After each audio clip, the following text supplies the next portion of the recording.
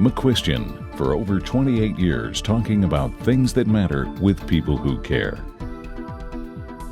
Production of McCuistion is made possible in part by individual viewers, supporters of the Foundation for Responsible Television, the University of Texas at Dallas, creating the future.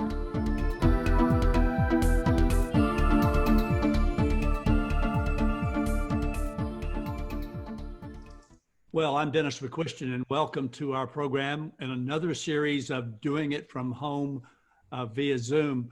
And as usual, I'm joined by my co-host, Jim Falk, who is the CEO of the World Affairs Council of Dallas-Fort Worth. Jim, welcome back to the program. Good to be with you. Thank you. And we are joined by two folks who've been on our program before, but we thought they were two of the resident experts in this issue of what happens to people when they stay at home, when they have some other issues to start with, or if they get anxiety issues now because of what's happening. First is Michael Cofield. He's a consulting psychologist in private practice for over 30 years. He's a board certified diplomate in clinical health psychology, and he's consulted nationally and locally with businesses and municipalities on something called resilience, which he'll talk to us about, stress management and wellness. And he's the author of a book called The Roadmap to Peace of Mind, which has been used by over 200,000 health clients nationwide. So Michael, welcome back to the program. Thank you. And joining you and us, who's sort of a regular over the years, is Kevin Gilliland. Kevin, you don't look any older. I wish I could say the same for me.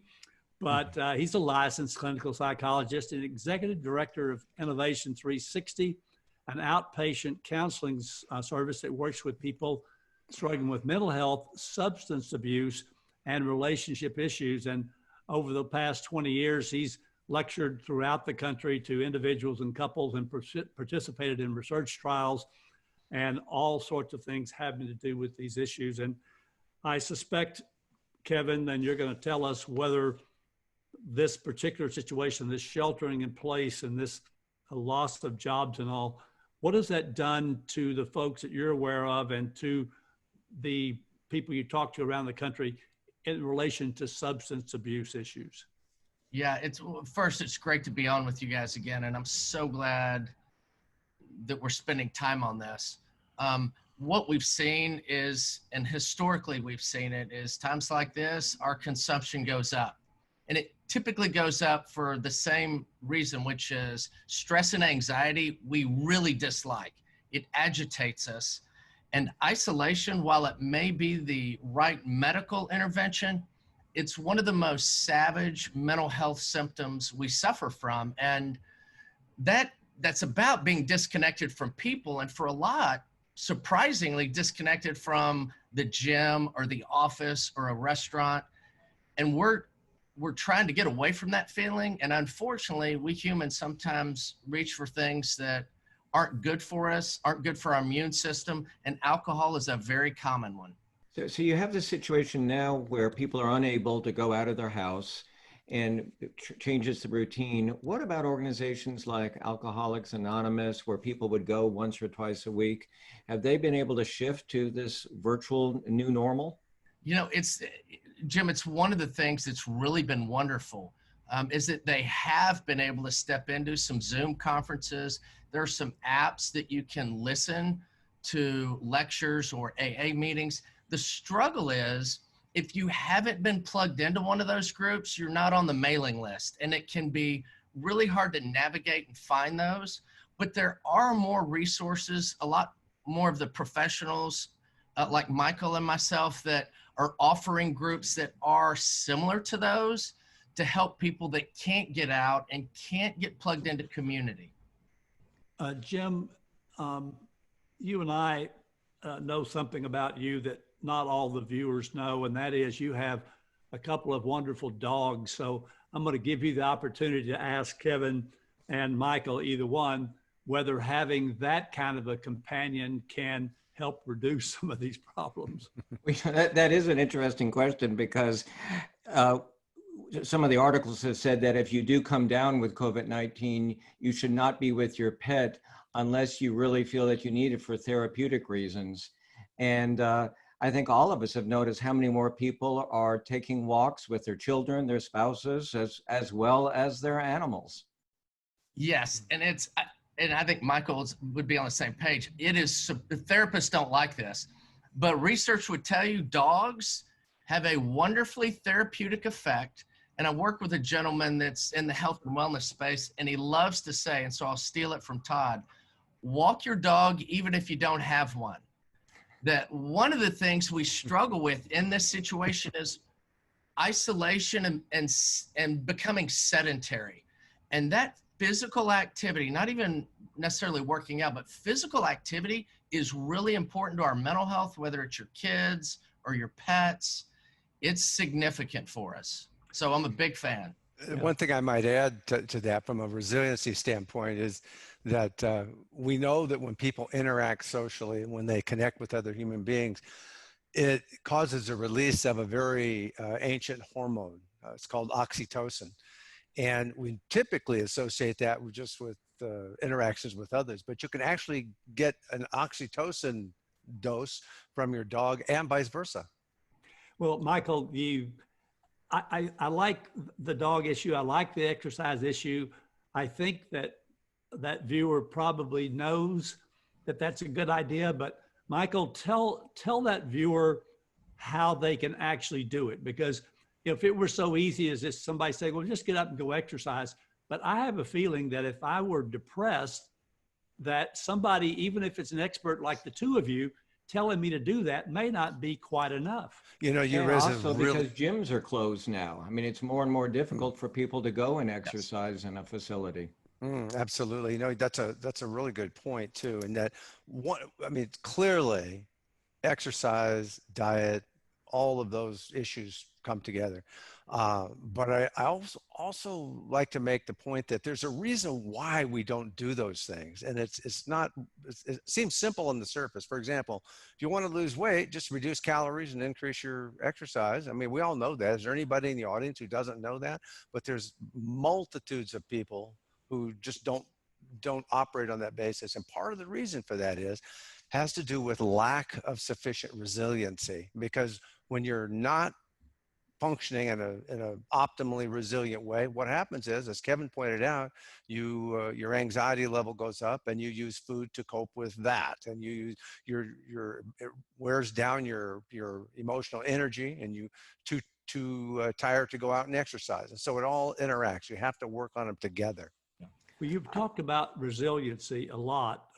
Is there a clinical definition of resiliency? And I sort of think I know what it means, but I'm not 100% sure.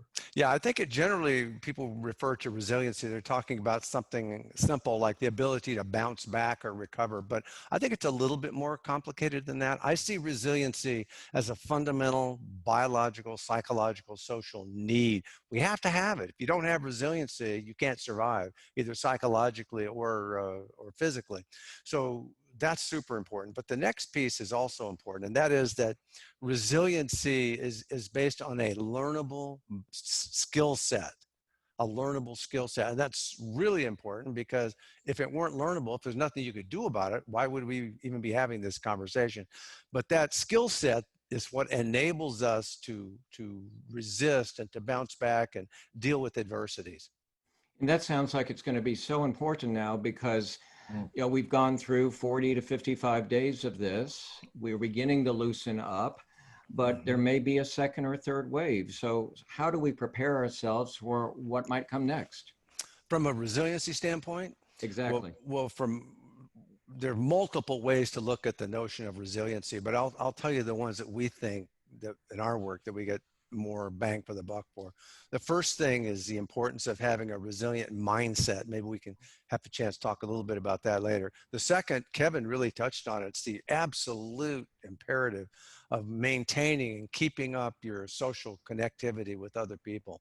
If I had to say one of the biggest predictors of one's level of resiliency, is the quality and quantity of that social support network. So you've got to maintain that. The third thing is that we need ways to regulate our nervous systems in regular times, far before the coronavirus hit the scene.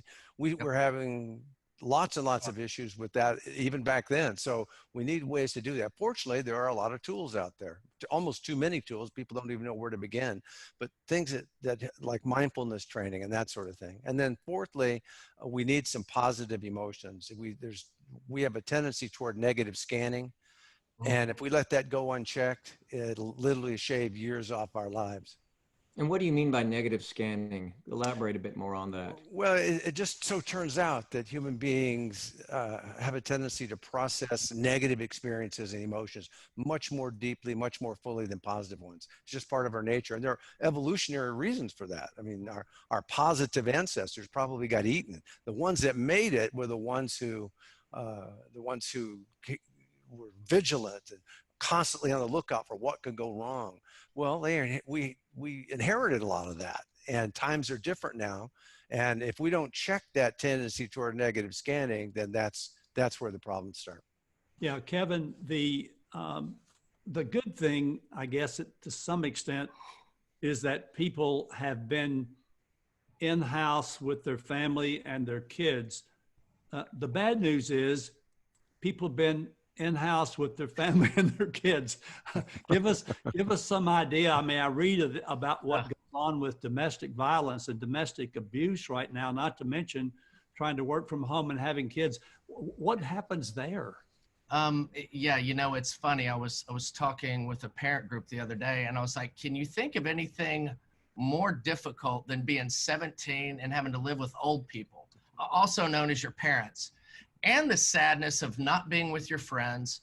You got a mom or a dad that may be working from home, and that is not the same job in a different location. It's a completely different job with separate challenges. And so we have to look at ways to interact different, reset the goals for these young adults, because if they were on a path of either career or education, that's all really been shifted in a way that none of us have experienced before. And so it's not just connecting different with family, but forcing ourselves, not overthinking it, and thinking about it as medicine. Because right now, relationships are one of the most important pieces of medicine we can get. And that is connecting either through Zoom, social distancing, but of maintaining their peer relationships and really being a little more gracious and patient with how we interpret behavior today. I mentioned that to a young couple earlier, just this morning, of saying, hey, don't paint with a big brush right now, because we've all lost our margins and it's a very different time. How do you think this social distancing is going to affect our society if it continues for a few years? Well, I mean, you know, yeah. Teaching your son and daughter to look someone in the eye when you shake hands, that's probably going to go a different way. But what do you think? Well, and you touched on it earlier, Jim. When you study, and we have been able to study by looking at bird flu and other types of epidemics, they go in cycles. This is, if you will, the beginning of the end of the beginning. Until we have a vaccine, until we have better treatments, which is 10 to 12 months, we're going to go through these ups and downs. And what you see from studies is that even when we can go out, there will be a sizable number of us, 20 to 30%, that will still avoid. And so we're going to be washing hands, not shaking hands, and some social distance in greater and lesser degrees for the next 10 to 12 months. And what we have to fight is that worry doesn't start to lead to isolation. Well, I heard one person say, you know, don't just think what is possible, but think what is likely. And so what I would want you to comment on is, if you have an office and of workers and you have a few people who are really fearful, do you just accept that, or do you try to help them meet with a therapist, or what's the appropriate balance? Yeah, anxiety is a mind, and Michael alluded to this. It's sort of, we've accidentally triggered our fight or flight response, and we didn't need to. We needed to pay attention, but not at that level. And left to its own devices, anxiety typically doesn't get better. And so I think just starting with a conversation of, all right, let's eliminate the noise, and more is not better when it comes to information. And in fact, you may be making your worry worse. Go out and get the information you need and then step away from it. Be mindful of conversations and interactions that make it worse, those that make it better, and just talk about it.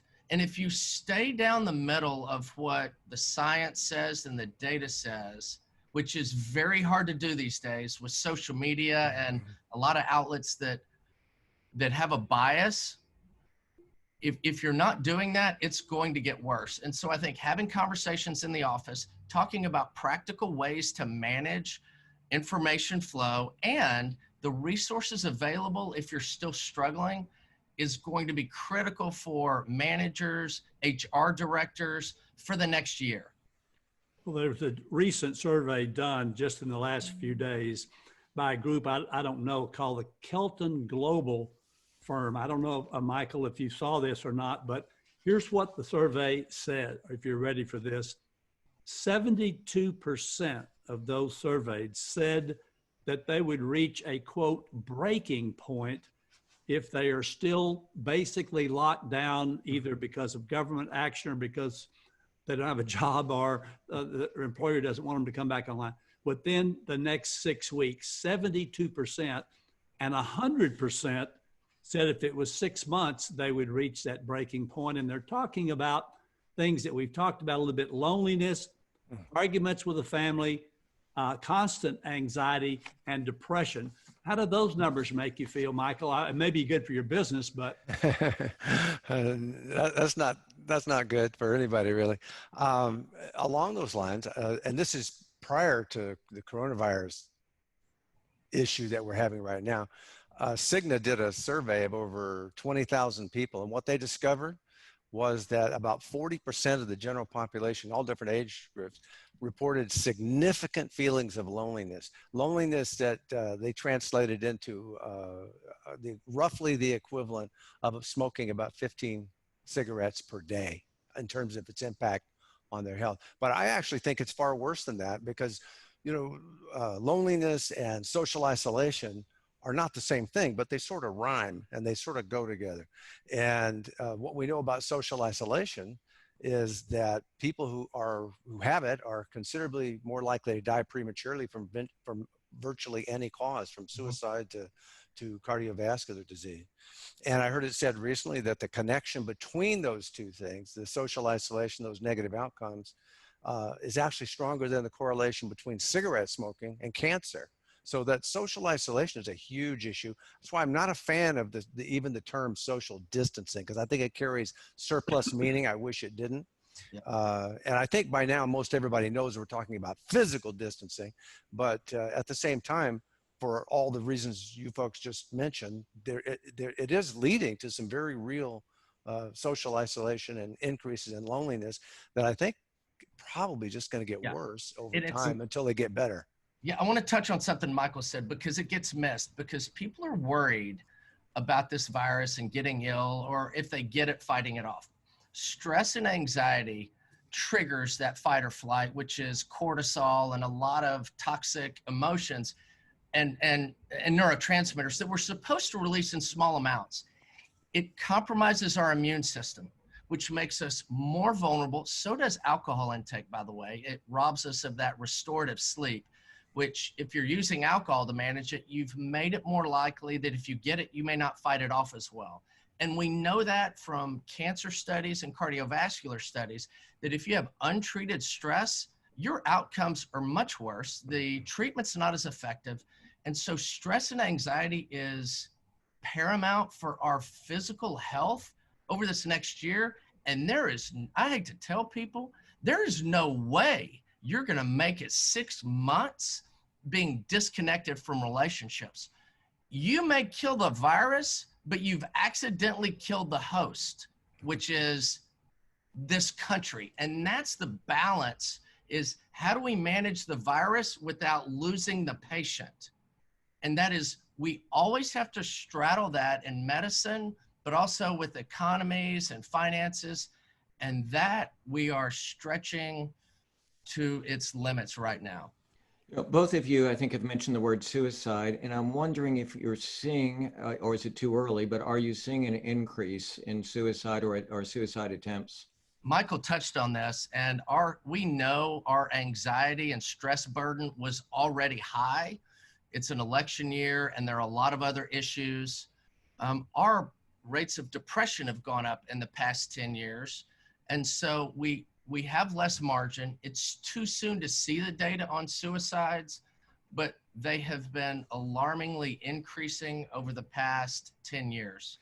Couple of things that I would add to that, Kevin, and is that I do a fair amount of work with physicians and burnout and so forth. And I don't know if most people know this, but the profession with the highest rate of suicide, it happens to be physicians. And this is occurring at a time where we have a physician shortage and they're on the front lines more than anyone else. I won't be surprised if we see an uptick in that. We lose roughly the equivalent of a couple of graduating classes of medical students every single year to physician suicide. So that's a big issue. And you're also seeing a Kevin, number of newly minted doctors who've just received their medical degree, and suddenly they're put on the front lines working in the ER. Yeah. And there was a tragic case that was reported relatively recently about I saw that. ER director in New York who went to Virginia and sadly committed suicide there. Are you treating anybody? I mean, can you comment? Not obviously, I don't want to be specific, but tell us about some of the people that you have visited with that are on the front lines. Yeah, and that's one of the things. I saw a physician yesterday, saw a nurse earlier in the week, and the thing for us that are in the healthcare professional, but for you guys as well in journalism, is that we're typically talking about or working with people that are in the situation, but we're not. So we have that emotional reserve to help and to think, but we are all in it. I'm not often involved with your divorce or the death in your family, but we are all in the midst of this. And so our margins, even in the healthcare field, in the journalism field, have been squeezed to their limits.